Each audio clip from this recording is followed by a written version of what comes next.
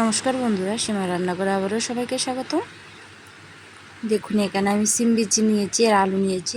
সিম বিচুটা আমার রোদে শুকানো ছিল, রান্না করার কিছুক্ষণ আগে আমি ভিজিয়ে রেখেছিলাম। এবার সিম বিচি আর আলুগুলো ভালো করে আগে সিদ্ধ করে নেব। যেহেতু রোদে শুকানো তাই দেখতে এরকম লাগছে। এবার আমার সিদ্ধ হয়ে গেছে। এবার আমি মশলা যা যা লাগবে দিয়ে দিচ্ছি। কাঁচা লঙ্কা, আদা, পেঁয়াজ,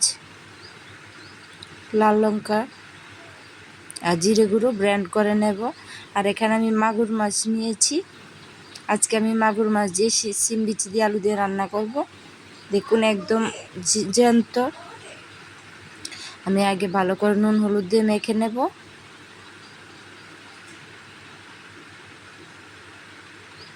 দেন কড়াইতে তেল দিয়ে হালকা করে ভেজে নেব। এবার আমি একই কড়াইতে সিম বিচি আর আলুগুলো ভেজে নেব। পেঁয়াজ কুচি দিয়ে মশলার ব্লেন্ডটা দিয়ে ভালো করে আবার কষিয়ে নেব মশলাগুলো। ভালো লাগলে অবশ্যই আমার চ্যানেলটাকে সাবস্ক্রাইব করে দেবেন। যারা করে দিয়েছি তাদেরকে অসংখ্য ধন্যবাদ বন্ধুরা। এবার আমি আলু আর সিম বিচিগুলো দিয়ে দেব। আর একটু কষা কষা করে নেব। সামান্য পরিমাণ জল দিয়ে দেব।